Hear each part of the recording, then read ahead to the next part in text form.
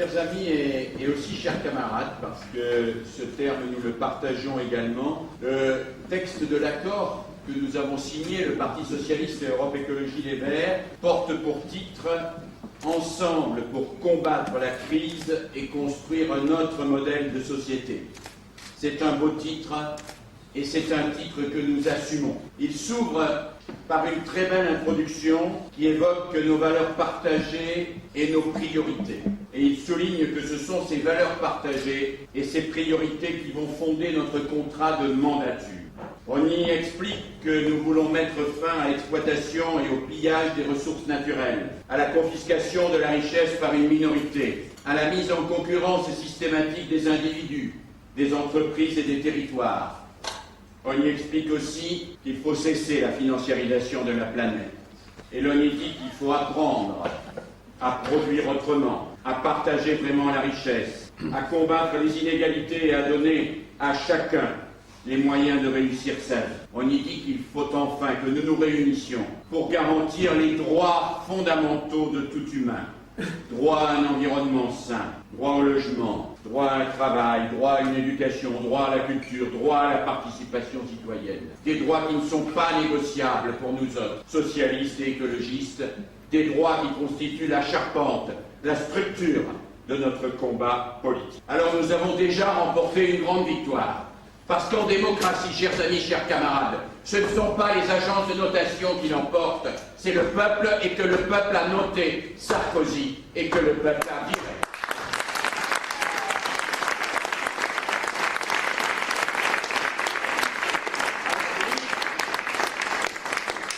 Oui, nous avons déjà remporté ensemble une très grande victoire. Et je suis heureux, nous sommes heureux ici, de la belle victoire de François Hollande. Nous sommes heureux également de cette union que nous incarnons, Nathalie et moi, du socialisme et de l'écologie. Le socialisme, c'est une grande et belle aventure. De Jaurès à Blum, du Conseil national de la résistance à la gauche plurielle, de Jean Zay à Lionel Jospin. Le socialisme, c'est la construction patiente de la dignité pour tous, de la solidarité et d'une véritable démocratie de protection qui est le vrai moyen de lutter contre les tentations de l'extrême droite. Le socialisme, c'est une partie de la France. C'est parmi ce que la France a de meilleur. Et l'écologie. L'écologie, c'est un mouvement plus récent, certes, quoique on pourrait en trouver quelques prémices chez Rousseau dans sa belle formule « La terre appartient à tous et les fruits ne sont à personne ». Mais l'écologie, c'est vrai, s'est développée plus récemment. C'est un mouvement qui irrigue aujourd'hui en profondeur la modernité. Les plus anciens d'entre nous se souviennent de René Dumont, d'autres d'Ivan Illich, d'autres d'André Gorz. Certains ont lu Edgar Morin. Alors oui, l'écologie nous rappelle que le monde est fini, que la seule richesse qui n'est pas finie, limitée, c'est la richesse des humains, celle des hommes et des femmes, celle de la culture, celle de l'éducation, celle qui ne s'épuise pas quand on la consomme, mais au contraire, se multiplie. L'écologie, c'est l'espérance que la coopération, cette coopération qui est le contraire même de la mise en concurrence systématique, cette coopération puisse fonder des solidarités nouvelles. Et en tant que telles, l'écologie et le socialisme non seulement ne font pas bon ménage, mais constituent ensemble une unité, une cohérence, celle de la construction de ce dont nous avons fait notre slogan de campagne avec Nathalie, un avenir solidaire.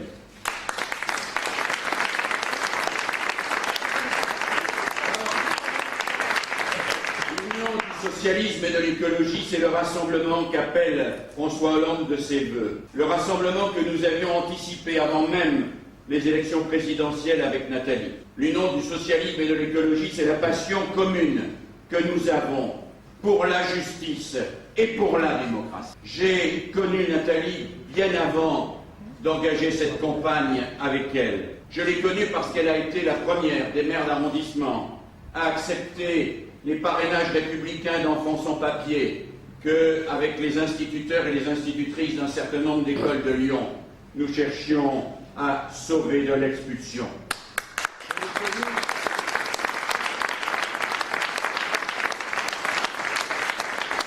Je l'ai connu pour son engagement envers tout le tissu associatif, tout le tissu culturel. Je l'ai connu pour son courage aussi et sa capacité à être à la fois loyal et lucide avec ses camarades socialistes. Loyal et lucide, que peut-on demander de mieux? Alors oui, je suis fier qu'elle se soit associée à moi dans cette aventure des élections législatives.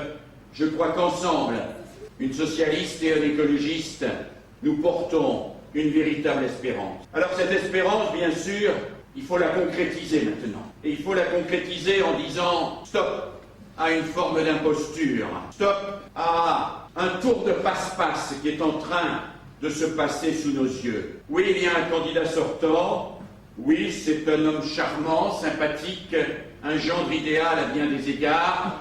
Oui, il a enlevé Nicolas Sarkozy de tous ses bulletins de campagne. Oui, le logo UMP est caché en tout petit, en bas, on le voit quasiment pas. Mais oui, malgré tout, Michel Avard a voté pendant 5 ans, le doigt sur la couture du pantalon, la quasi-totalité des lois qui ont mis à mal le modèle social, économique, le modèle français.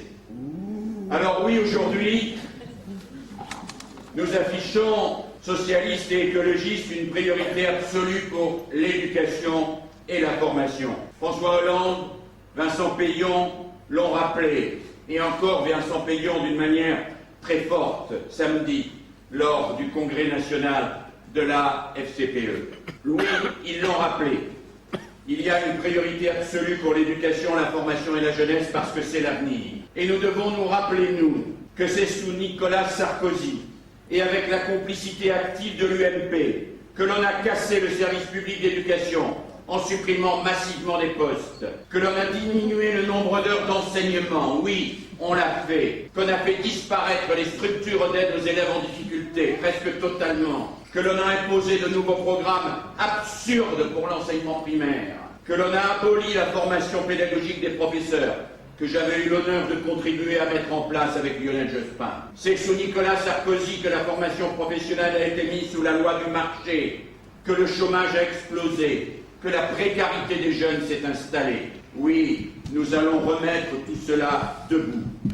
Oui, il nous faut repenser l'éducation, la formation, il nous faut repenser l'avenir de la jeunesse. Nous en reparlerons le 6 juin lors du grand meeting que nous organiserons autour du thème de la jeunesse, avec le président du NJS, avec la présidente des jeunes écologistes, avec toute une série de témoignages de jeunes qui viendront dire et expliquer ce qu'ils veulent, ce qu'ils souhaitent et comment ils veulent construire l'avenir pour une jeunesse solidaire.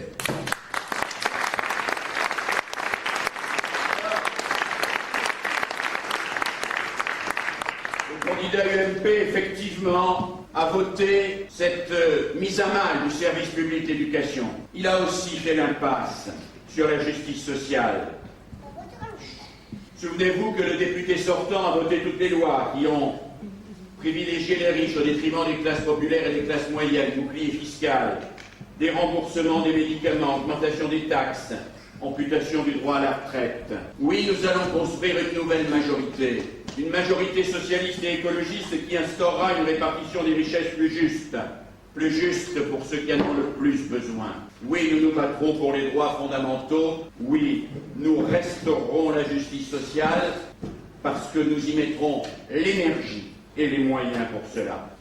Alors, je pourrais continuer longtemps la triste litanie de ce que l'État de droite, et Nicolas Sarkozy en particulier, ont cassé, ont raté pendant toutes ces années. Je pourrais vous expliquer comment le Grenelle de l'environnement s'est finalement réduit comme une peau de chagrin, comment on a progressivement dépouillé les projets initiaux de tout ce qui était susceptible de vraiment les mettre en œuvre.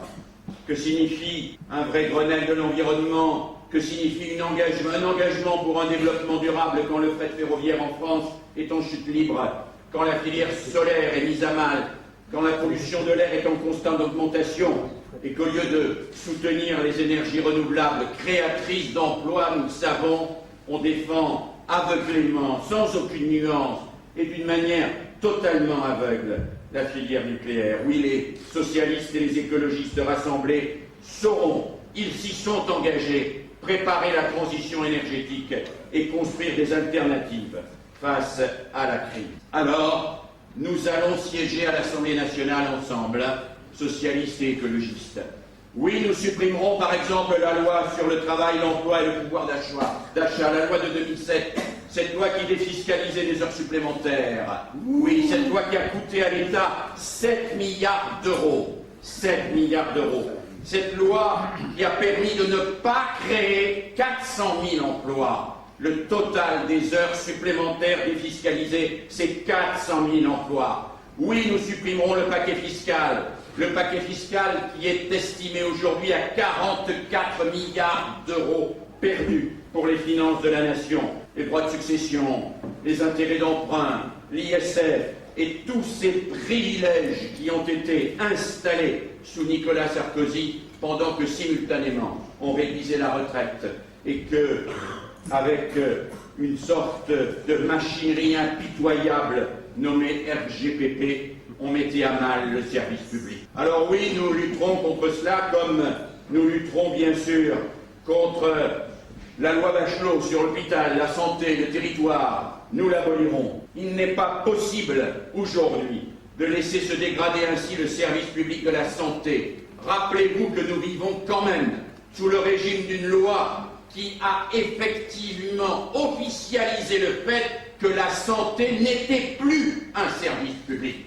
N'était plus un service public. C'est le préambule de la loi de 2009. La santé devient un système marchand.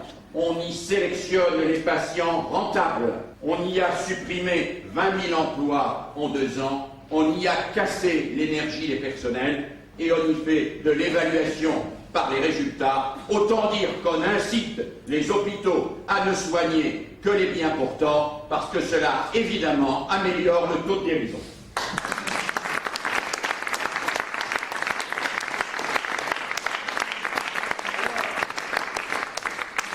Il y a d'autres choses auxquelles nous nous attaquerons, bien sûr. La loi hors-feu sur l'immigration, celle qui impose aux immigrés de connaître avant d'arriver en France la langue française, celle qui multiplie les préalables quand il faudrait au contraire multiplier les outils d'intégration sur le territoire. Oui, nous lutterons pour que, enfin, la France qui a signé la Convention internationale des droits de l'enfant reconnaisse l'intérêt supérieur de l'enfant et cesse de reconduire à la frontière des enfants fragiles que nous avons à protéger et à scolariser sur notre territoire. Oui, nous abolirons le décret Morano, celui qui a augmenté scandaleusement le nombre d'enfants par adulte dans les lieux d'accueil de la petite enfance. Oui, nous abolirons les certificats d'obtention végétale. Vous savez, ces certificats qui interdisent aux paysans de ressemer leur propre récolte et qui les imposent de passer par un certain nombre de systèmes de production qui sont aux mains de grands industriels particulièrement riches et qui font avec ça beaucoup plus de richesse encore. Oui, nous supprimerons la loi LOPSI 2 parce que c'est une loi absurde. C'est une loi qui systématise non pas la prévention mais la vidéosurveillance comme outil permanent de contrôle des citoyens. Oui, effectivement, nous remplacerons la vidéosurveillance par la présence des hommes et des femmes sur le territoire, par la police de proximité, mais aussi par des animateurs sociaux, mais aussi par des gens qui, dans les quartiers, seront chargés d'entendre, d'écouter, de mettre en relation ceux et celles qui peuvent, qui doivent vivre ensemble, travailler ensemble et faire ensemble. Alors tout cela, nous avons du travail pour le modifier, pour le changer, pour radicalement inverser la vapeur. Et nous l'inverserons parce que nous aurons une perspective et une vraie perspective. C'est celle de construire ensemble l'avenir du commun, l'avenir solidaire, l'avenir de la terre d'abord, l'avenir de la terre dont nous devons prendre soin parce que son sol, son air, son climat sont évidemment des enjeux absolument fondamentaux pour la survie de nous-mêmes, de nos enfants, de nos petits-enfants. Jean-Philippe a parlé tout à l'heure des enjeux de Rio+20. Ce sera un vrai chantier, un beau chantier, après les avancées timides des précédents sommets internationaux. Oui, il faut limiter la hausse à moins 2 degrés, Oui, nous pouvons y arriver, et nous pouvons y arriver s'il y a une vraie solidarité des peuples du Nord avec les peuples du Sud, et si nous sommes capables, nous autres peuples du Nord, de nous engager clairement auprès des peuples du Sud dans une solidarité contre le réchauffement climatique. Alors oui, l'avenir de la Terre, nous en prendrons soin, c'est l'avenir de notre agriculture, et nous lutterons pour éviter bien sûr que les paysans et les ruraux continuent à quitter et à désertifier la terre. Oui, nous travaillerons à ce qu'il y ait des ceintures vertes autour des villes pour relocaliser la production. Oui, nous travaillerons pour que la nourriture, ici en France, mais aussi partout ailleurs, soit saine et accessible. L'avenir de la terre, nous en prendrons soin. Ce sera compliqué, ce sera difficile, ce sera long. Il faudra remettre le système sur les bons rails, mais nous y parviendrons avec de la volonté, de l'énergie et votre soutien. Et puis,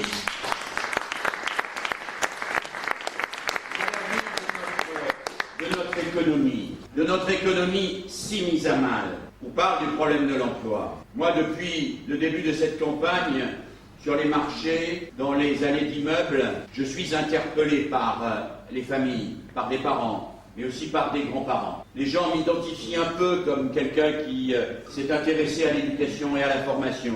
Et ils me disent, mais comment ça se fait? Comment ça se fait que mon fils, ma fille, ma nièce, mon neveu, soit depuis 5 ans, 6 ans, 7 ans de CDD en CDD, d'intérim, en stage précaire? Comment ça se fait qu'il n'ait pas pu enfin trouver un emploi? Comment ça se fait qu'ils vivent toujours avec un sac à dos de colloque en colloque et qu'ils n'aient même plus la force aujourd'hui de se dire que c'est possible, qu'ils vont le trouver, cet emploi durable, cet emploi qui va leur permettre d'avoir une place dans la société? Alors oui, je le vois au quotidien, vous le savez au quotidien, il faut mettre en place un plan en direction des jeunes, un plan en direction des 16-25 ans qui sont aujourd'hui les plus fragilisés dans la société. Oui, vous le savez, la région offre des formations aux jeunes de 16 à 25 ans. Nous en offrons quelques-unes. Nous avons fait un effort considérable depuis l'actuelle mandature socialiste, écologiste et majorité de gauche pour offrir de plus en plus de formations aux jeunes en difficulté. Mais savez-vous combien nous donnons à un jeune en formation pour qu'il vive?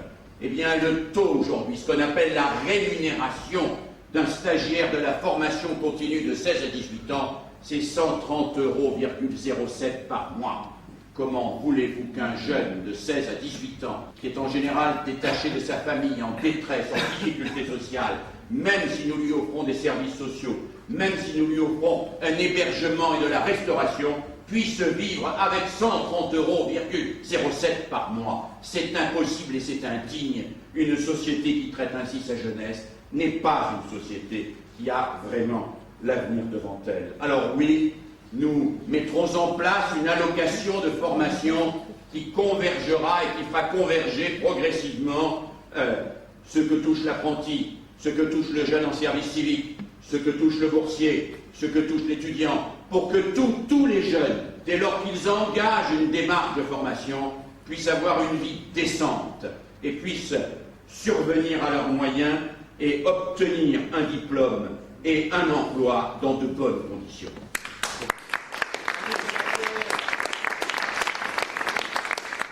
Avenir de l'économie, avenir des services publics.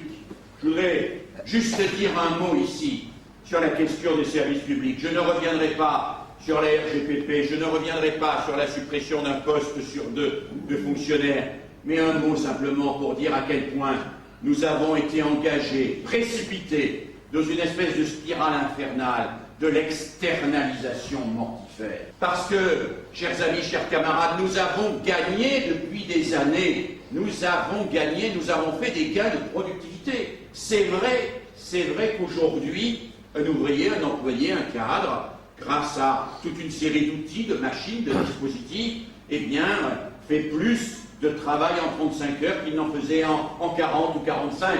Mais ces gains de productivité, au lieu de venir servir pour le partage du travail, au lieu de venir servir pour créer des emplois, ont été siphonnés, aspirés par les profits financiers. Et comment? Eh bien, en externalisant les services, Comment fait-on du gain de productivité, mesdames et messieurs, chers amis?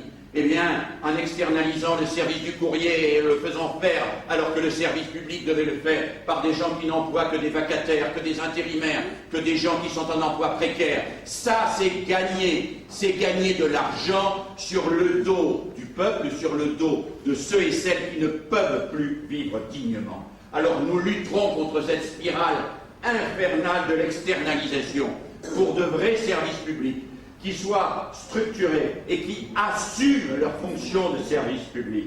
Et nous lutterons aussi pour que ces services publics mettent en place d'une manière beaucoup plus systématique, non pas le pilotage par les résultats, parce que vous le savez comme moi, qu'est-ce que c'est que le pilotage par les résultats? C'est l'incitation à faire des politiques qui seront financées. Et pourquoi? Parce qu'on pourra exhiber les résultats. Nous connaissons bien le pilotage par les résultats dans l'université, par exemple.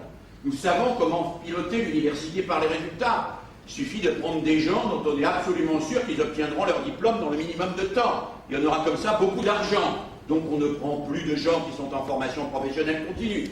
Donc on n'accueille plus des gens qui sont là au titre de la promotion sociale et professionnelle. Et effectivement, on obtient de bons résultats. Alors oui, nous sortirons du pilotage par les résultats et nous lui substituerons, c'est dans notre accord Europe Écologie Parti Socialiste, le contrôle citoyen. Le contrôle citoyen et non pas le pilotage par les résultats, le contrôle de qualité du service public par les citoyens impliqués